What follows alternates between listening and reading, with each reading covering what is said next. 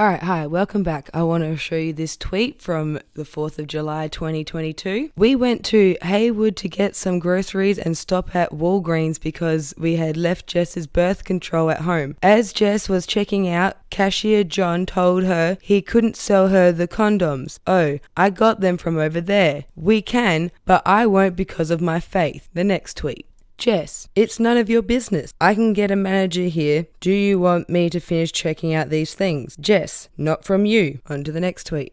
Obviously sarcastically. Thanks for the great customer experience, Walgreens, with a screenshot of what was used as feedback. Please describe your recent experience with Walgreens, including anything that delighted you and or any suggestions for improvement. Please be as detailed as possible. And they even gave the store. Cashier John refused to sell me condoms because of his faith. He proceeded to embarrass me in front of other customers for my reproductive choices. So what happened here was Nate and his wife Jess went on a 4th of July little holiday, and when they went to go buy some condoms, the worker at Walgreens said that because of their faith they cannot sell them that product. Can't sell condoms to a married couple.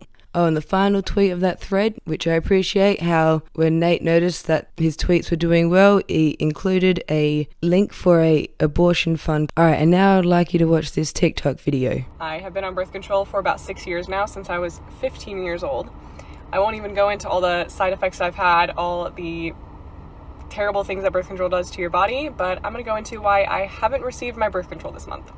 I was supposed to pick up my birth control last Saturday. It is now the next Friday, and I still haven't received it. Basically, that Tuesday, the Tuesday before, whatever, that Tuesday I'd received a message to refill it. I didn't want to refill it yet because then it would just be sitting there waiting for me. I was going to wait till Saturday to refill it.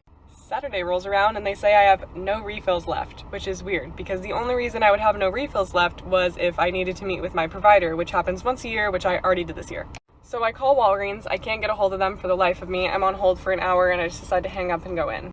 So I go into Walgreens, and I don't want to be biased against any religion, but the lady that was helping me was older. She was one of the only people working there. They weren't busy.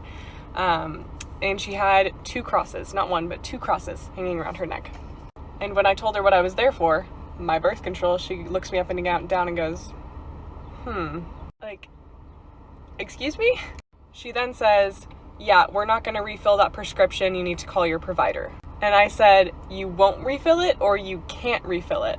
And she goes, you just need to call your provider. So that's what I do. I call my provider and she's not in at the moment.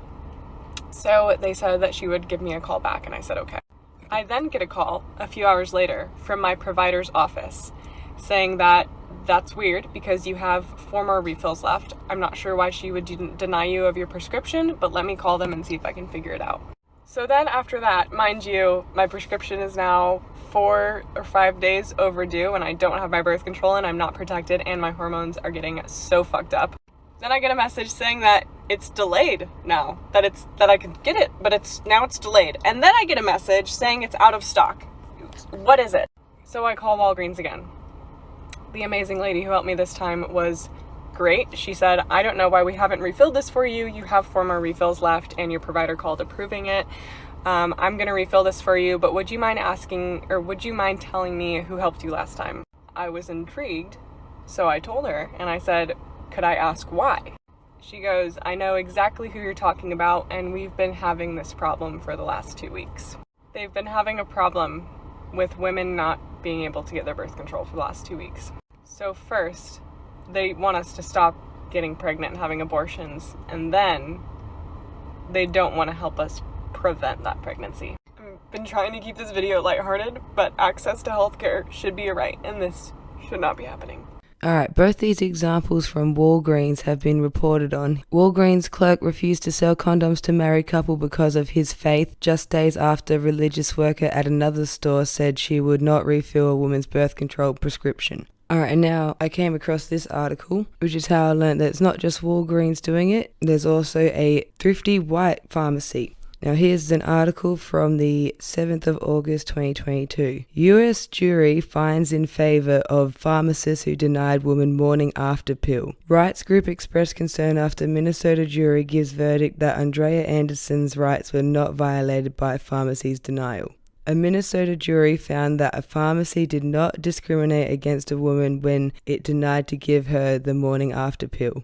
The pharmacist gave belief as such reasons for refusing to fill the prescription for emergency contraception. Although the jury decided that the woman's rights had not been violated, they did say that the emotional damage caused by the decision amounted to $25,000. Gender Justice, a legal advocacy nonprofit, filed a lawsuit on behalf of Andrea Anderson in 2019, though the case did not reach trial until Monday. Andrea was denied morning after contraceptive pills by numerous pharmacies and said she would have to travel 100 miles total to get a pill. And just to add to that, after a pharmacy 20 miles away wouldn't provide the prescription, she had to make a 100-mile round trip in a January snowstorm to obtain the drug with her 2-year-old child.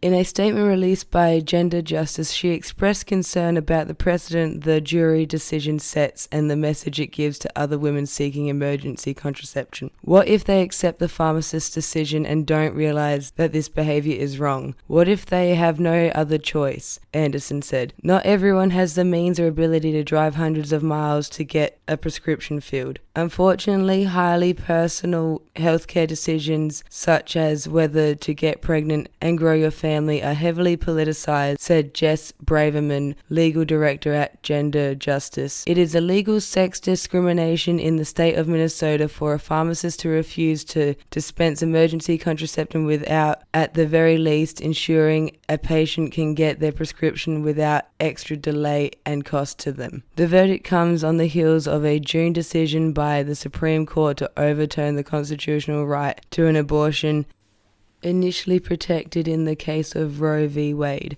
Minnesota still allows abortions legally after the overturning of Roe and permanently blocked numerous medically unnecessary restrictions in July.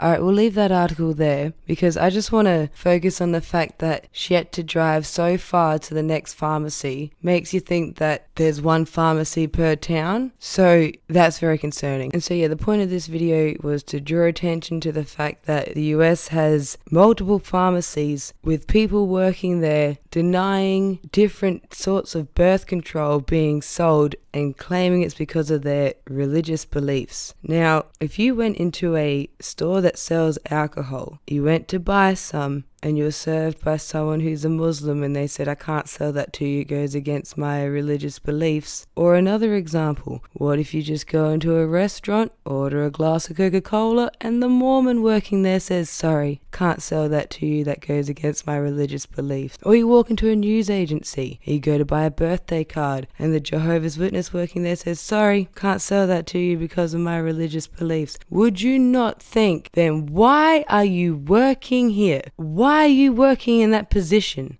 Like, work for the company, go your hardest, but to be in a position where you cannot complete the tasks you're there to do because of your faith, surely there's another job in the company you can do then. Because if you were to put yourself in that position, kind of seems like you just want to impose your religion on other people's decisions.